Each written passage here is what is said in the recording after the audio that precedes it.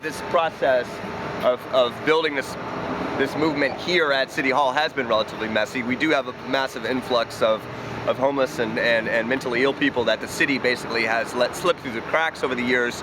They're showing up here because we have food and a place to sleep. So we've had this massive influx of people from the streets coming here because this is the best thing going on in town.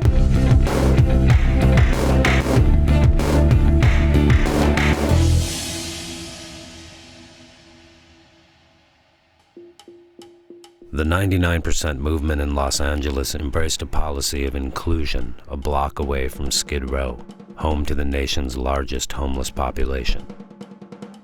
An incursion of parolees, county jail evacuees, addicts and psych patients coexisting with street sleepers, wanderers from Venice Beach, Hollywood gangbangers, off-season Burning Men, drifters, and a small group of activists. Fuck you!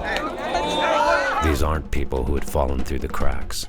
These are the permanent inhabitants of a bottomless pit of inopportunity, caught in the crossfire of the American class war. The reason that Skid Row exists is that we do not have any social services in this city. And this is a place where people are trying to at least treat people with some compassion and understand that all of those problems are, like just a manifestation of what's wrong with the society. For the 99%, the deck is stacked. I've been disabled for a few years, and I've seen firsthand how the big banks and the big insurance companies mistreat people, including myself. I mean, they made billions of dollars last year, my healthcare provider, but they still felt they had to take 11% of my disability this summer, every month. It's a real strain at the end of the month when we're out of money and we're out of food stamps and we're just trying to get by.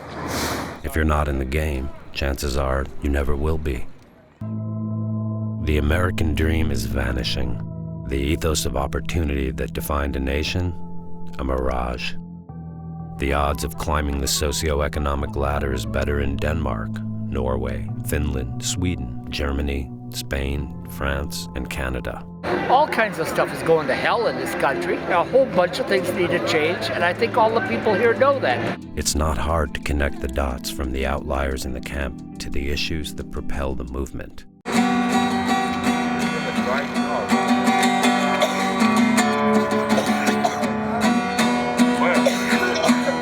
Temper Goldie is from San Diego. She and her second husband have been sober for a couple months. Why did I come here? For my peace of mind and my peace of heart, to at least say that I tried. I tried to change the world, and I tried, and I stood up with everybody, and I was around people that feel the same way I do about the world being corrupt. She has hepatitis C, HIV, and can't find a doctor to take her on. The best thing that I want in my life is to be happy and to be treated like I should be treated. And I know I did a lot of bad things in the past, but I'm not the same person, and I should be at least able to go to the doctor and them to fix me up instead of sending me away because I have no money. She was 4 months pregnant with twins when San Diego Metro cops shot and killed her first husband. She lost the babies. I may be young, but I've been through a lot of things that people twice or 3 times my age have not gone through. And I don't use it as pity, I just try to overcome it. But yeah, it's still tender, and yeah, I'm still angry. She showed up for the cause, but not the chaos at Occupy LA. I'm about the movement, but I'm not about the bullshit that's been happening with the people here. I want to go occupy Oakland for a little bit though. I want to show some support.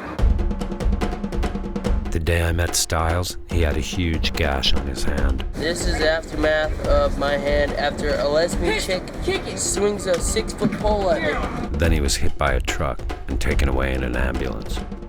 He acknowledges that he doesn't take the best care of himself. First of all, I'm not a kid. I'm 20 years old. Second, I stand up for what I think is right. When I asked him why he occupied, he said, "I'm young. I can't think of a better place to spend my time." I could be at home right now. I could be sitting back playing Xbox 360. That's not how I want to be. I want to change my future before my future ends up not being able to change. Santiago was living in the tent next to me at City Hall. A 23-year-old gangbanger from Hollywood who followed a girl to Occupy LA and been seduced by the cause. I came here to pretty much get away from a violent world. The most important thing to change here, it's my state of mind. And now all I want to do is just fucking,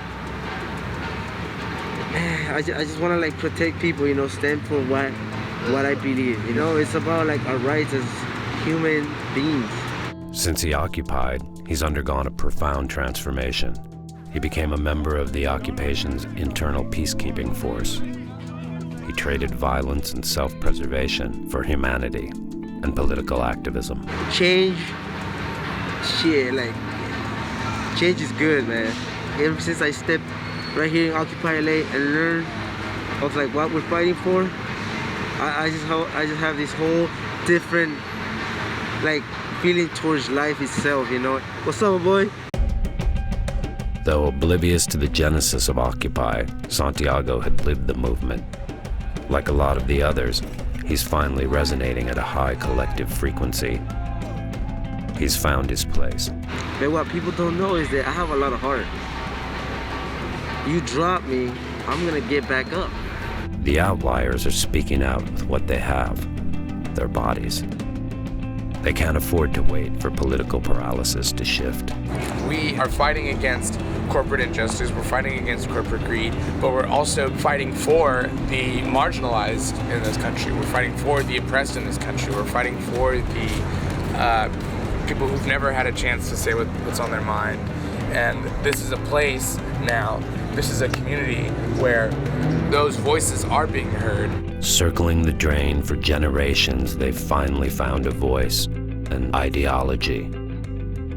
A movement that presents the very real possibility of change. And now I can feel my heart, you know, it beats like loud, like